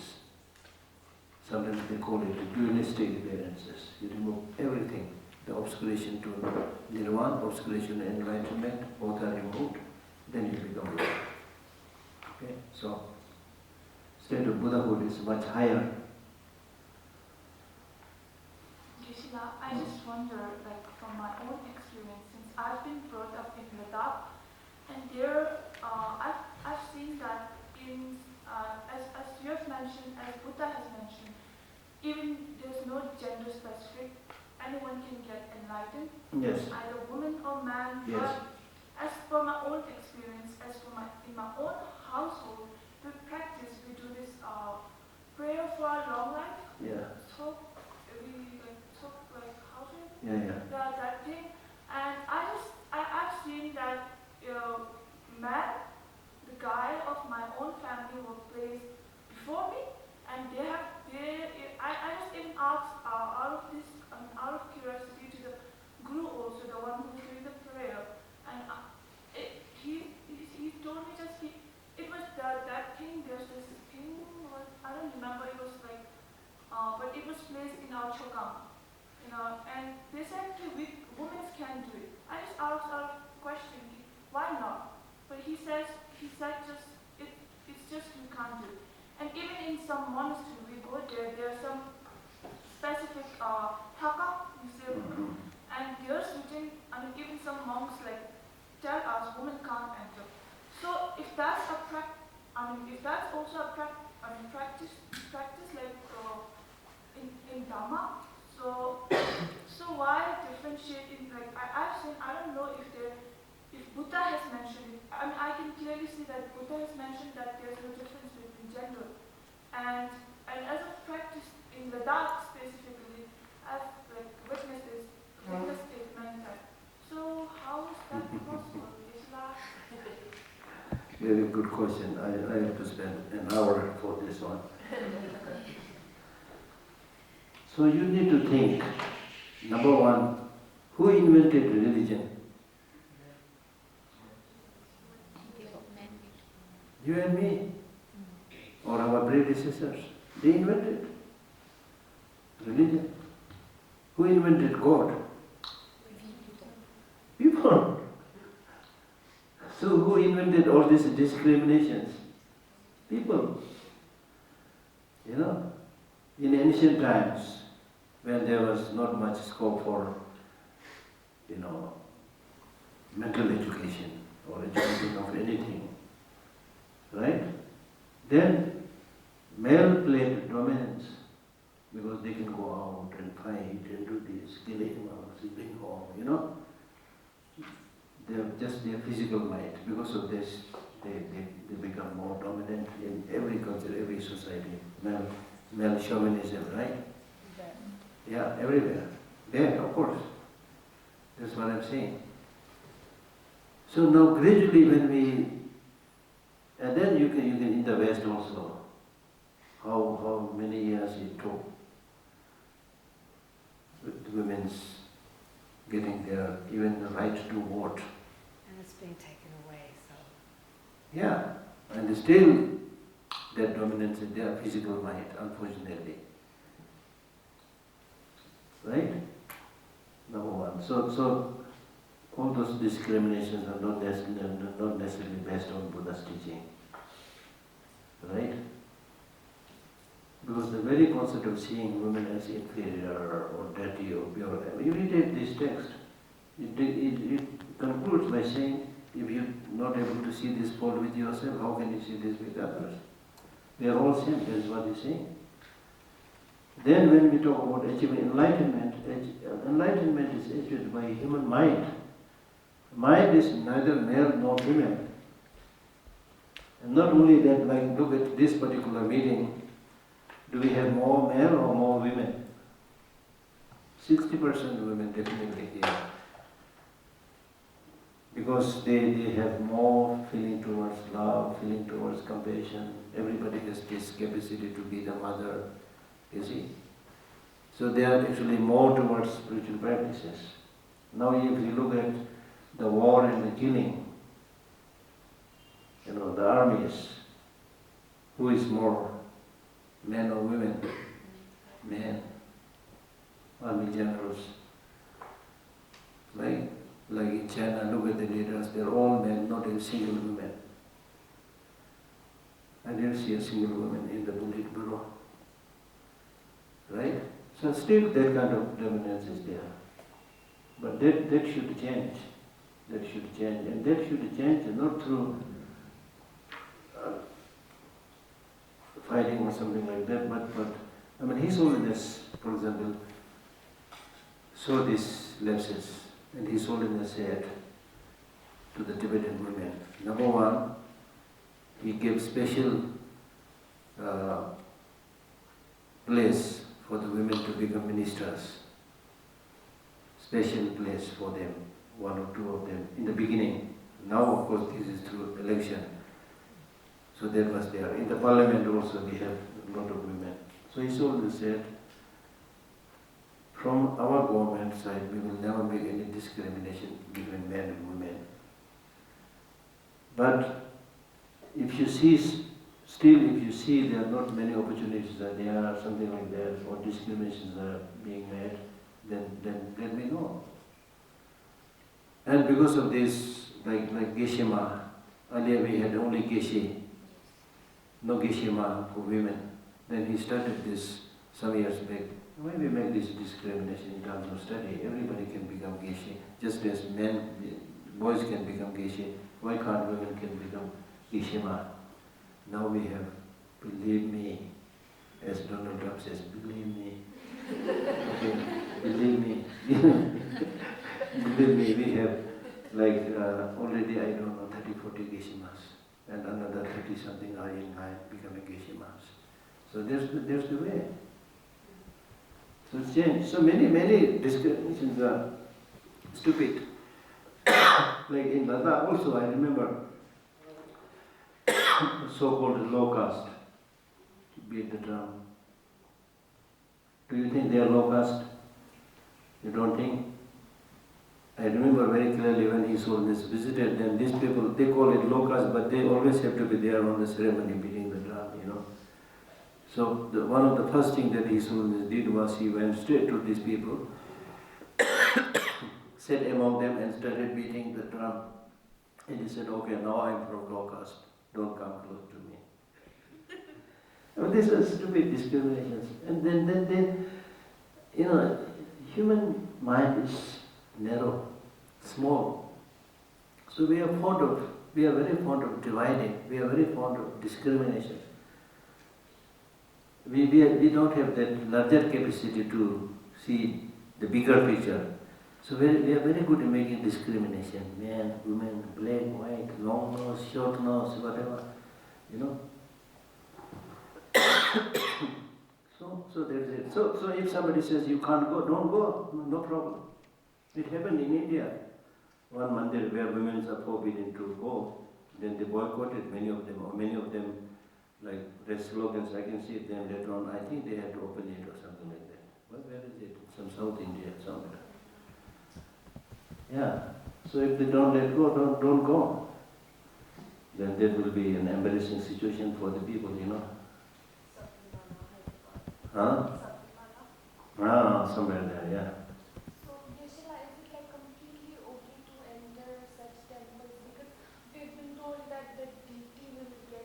No, actually, you know, I'm telling you, if they said can't enter, don't go. Why do you have to go there? And human mind is so stupid. If people say don't come, they have to go there. If I'm in place of you, if they say don't come, okay, I have no respect for this temple, I'm not going to come here. So what?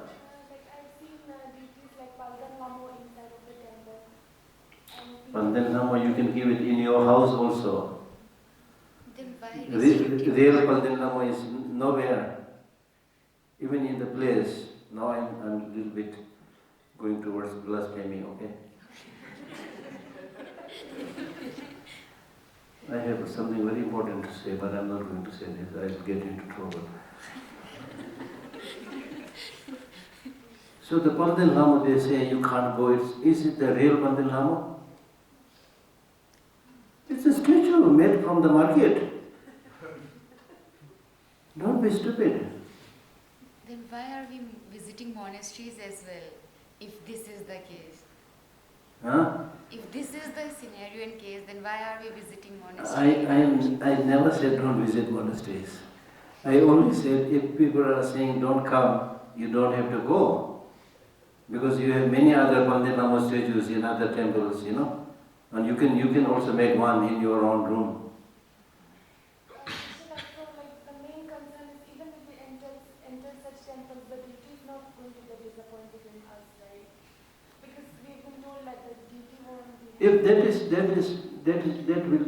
the case, then I will even go against Dalai Lama, because she is a woman. If a woman really says, you can't come closer to me, that's the worst scenario, right? So I'm a little bit like, my mind is a little bit revolutionary, so I don't pay too much attention to many of these things. I mean, take the example of Milarepa, real practitioner. Did he possess so many statues? Have you heard about this? I think greatest saint in Tibet, Milarepa. Read his biography and 100,000 songs, He used to run away from people, living naked in mountains. And then in his meditation room is no room, cave, there's nothing. So one night a thief came, groping in the night, hoping to get something. Milarepa was there in his meditation. He laughed and said, "What do you hope to get in this broad darkness when I don't get anything in the broad daylight?" So he's nothing. So he's saying that in the broad daylight I don't have anything. So what are you hoping to get in this pitch darkness? So he's nothing. But he has the Buddha in his mind. He has Marpa in his mind. So it has to be, at the end of the day, it has to be, your temple has to be in your mind. I mean, as a conventional practice, you go with other people, go to temple, you feel good, that's okay. I'm not saying don't go. Otherwise people will treat you as a lunatic. Okay? But it's not a must. It's not a must. You don't have to rush where everybody is rushing. That's why we already read, use your wisdom. Don't follow certain prevalent customs without any reason.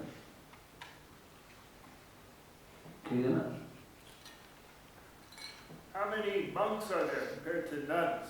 There's more monks, are there, than nuns? Definitely more monks. Yeah. Do you have like 2 to 1 or 3 to 1? I have no idea. I never counted. So let us say 2 to 3 maybe. You can come up with a project on this. Actually, our Department of Religion, I think they have the numbers. Yeah, probably. Yeah. Geshe Lhakdor. Yeah. Since we were discussing the sense, right? Today we were discussing the sense. Out of which, lust, hunting, or eating non-veg, gambling, and intoxicants, which one will you consider a greater or a more harmful sin? Killing. Yeah.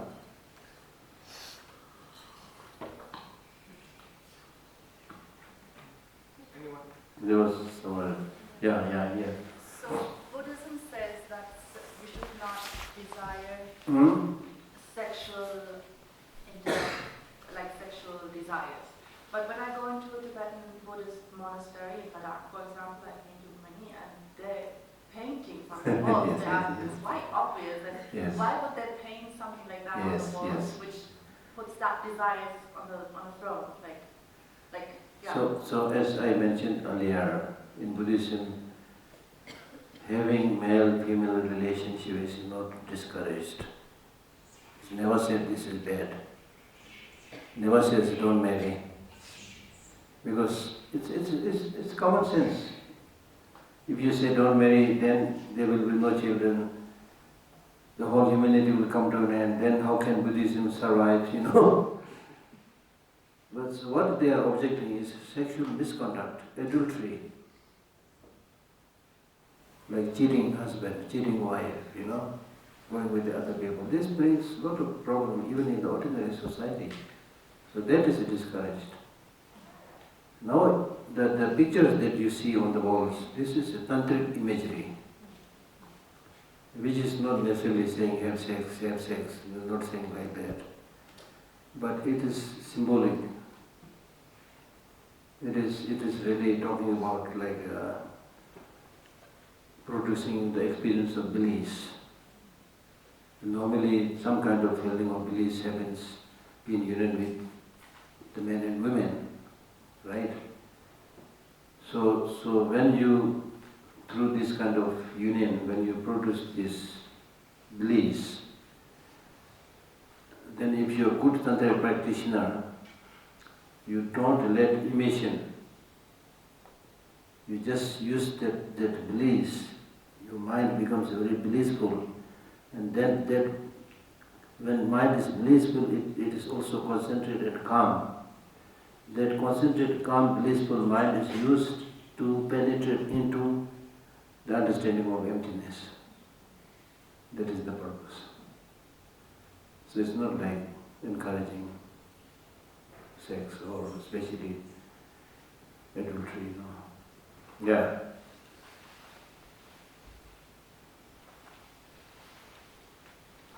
Geshe Lhakdor, my question is, does our dreams really have a connection with reality? Because people used to say that if you saw yourself drowning in water or like maybe hunting by a wild animals in your dreams, and they say that you didn't pay much respect in prayer room or chotkam. So does it really have a connection with reality sometimes? Dreams are normally treated as the examples of not being trustworthy. It's like dream, you know? Don't pay much attention, kind of thing. So don't pay too much attention to the dreams. Dreams normally occur because of certain physical situations, certain mental, states. Shall I tell you some of the dreams and the connections that they have with real life? Once I had a dream. I was really running away. I had a gun in my hand. And at the foot of a mountain, it was really full of sleds. So I was able to see hundreds and thousands of Chinese army with their uniform coming from above, from the mountain. I was a little bit down, so with this gun I'm running away. While I'm running away, one Chinese army shot the gun and it was hit here, blood coming out. So I was really moving like this. And I can hear the sleds, going down, sound of sleds going down. So because I was so frightened, I woke up. Now, what was the reality, Something, lump or something was here. It was not even, it was pushing against. So my bed was not even. You see? That's it, So dreams are really great, true storytellers, liars, With small things, they fabricate and make it big. Okay? And one of the dream analysis written by a great teacher, he says, for example, you are sleeping, you might get a dream that you are born into the cold hell. You get frightened. When you wake up, you realize that your kambal has slipped out and you're feeling cold, all those things. So there's some relation to the body, but in the college of teaching it says, normally dreams are not reliable. If you get a good dream, don't pay too much attention. If you get bad dream, don't pay too much attention. But the dreams that you get at the dawn, just before wake up, this can be sometimes trusted, sometimes counted. Because the earlier part of your sleep, the dreams, I think the dreams you get is primarily what you've been doing in the day. Then the middle part, I'm not so sure which one is what. In the middle part of the night, the dreams that you get might be, I don't know now, I'm confused. Anyway, so some are related to what you've been doing in the day, some are related to past lives. And then around the dawn, then when you're fatigued from the work and everything gone, you got some sleep, then mind is more clear. Then whatever appears in the dream can be taken notice. But still, don't get too excited, don't get too discouraged. Okay?